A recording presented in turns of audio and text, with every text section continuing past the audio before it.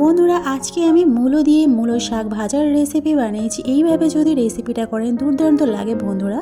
তো মূলোগুলোকে এরকম slice slice আকারে করে কেটে নিয়েছি পাতলা, আর শাকগুলোকে একদম ঝুড়ি ঝুড়ি আকারে করে এরকম করে কুচিয়ে কেটে নিয়েছি।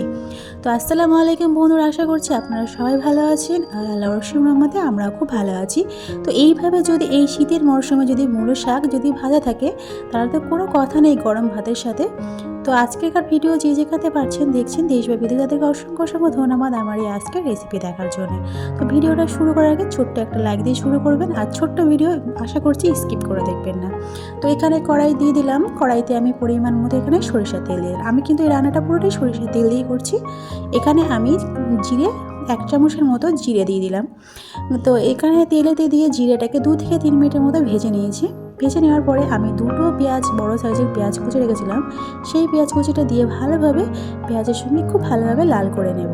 তো এখানে হালকা করে লাল করে নেওয়ার পরে এখানে কিছুটা আমি কাঁচা লঙ্কা অ্যাড করেছি, চিড়ে দিয়ে দিলাম। আপনারা কিন্তু ঝালটা কম বেশি বাড়িয়ে কমিয়ে নিতে পারেন। তবে আমার ভিডিওটা যারা এখনও দেখছেন নতুন, তোমাদের যদি আজকের এই রেসিপিটা যদি ভালো লেগে থাকে তাহলে প্লিজ সাবস্ক্রাইব করে পাশে থেকে যেতে পারেন। এখানে যে মূলোগুলো কেটে রেখেছিলাম সেই মূলোগুলোকে আমি এখানে দিয়ে দিলাম। দেওয়ার পরে পেঁয়াজের সঙ্গে খুব ভালোভাবে একটু ভেজে নেব। এতে করে যে মূলোর কাঁচাটা গন্ধ থাকবে সেই গন্ধটা আর থাকবে না। এবারে স্বাদ মতো লবণ দিয়ে দিলাম। দেওয়ার পরে আরও 2 থেকে 3 মিনিটের মতো ভেজে নেব। যে মূলো থেকে যে এক্সট্রা যে জল বেরোবে সেই জলটাকে একদম ভালোভাবে শুকিয়ে নিতে হবে। এতে করে কিন্তু এইভাবে রান্নাটা করলে কিন্তু দারুণ লাগে বন্ধুরা। এখানে 1/2 চামচের মতো আদা রসুনের পেস্ট দিয়ে দিলাম।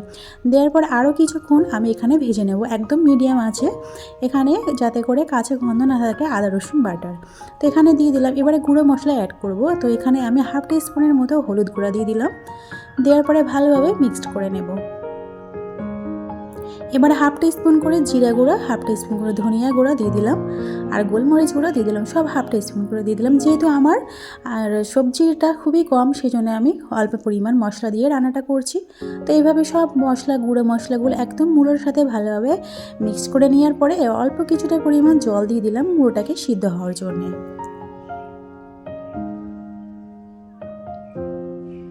তো এখানে আমি মূলোটাকে ভালোভাবে নেড়ে চেড়ে নিয়ে ঢাকনা চাপা দিয়ে আমি অপেক্ষা করব। তো মূলোটা একদম পুরোপুরি জলটা শুকিয়ে গেছে, আর আমার কিন্তু শাকটাও অলরেডি অনেকটাই মূলোটা কিন্তু অনেকটাই আমার সিদ্ধ হয়ে গেছে। আর এবার যে শাকটা আমি কুচিয়ে রেখেছিলাম ভালোভাবে ধুয়ে পরিষ্কার করে নেওয়ার পরে শাকগুলো পুরোটাই আমি এখানে দিয়ে দিলাম, মূলো শাকগুলো। এইভাবে যে আপনারা রান্নাটা করে দেখবেন বন্ধুরা, গরম ভাতের সাথে তো কোনো কথাই হবে না। এই শীতের মরশুমে মূলো দিয়ে মূলো শাক ভাজার রেসিপিটা কিন্তু দারুণ লাগে বন্ধুরা। তো এখানে ঢাকনা চাপা দিয়ে আমি মূলো শাকটাকে রান্নাটা করে নেবো। এতে করে কিন্তু আমার তাড়াতাড়ি রান্না হয়ে যাবে, আর আমার কম সময়ও লাগবে। তো এখানে দেখতে পাচ্ছেন মূলো শাক থেকে অলরেডি কতটা জল বেরিয়েছে। এই জলটাকে ভালোভাবে একটু শুকিয়ে নেব।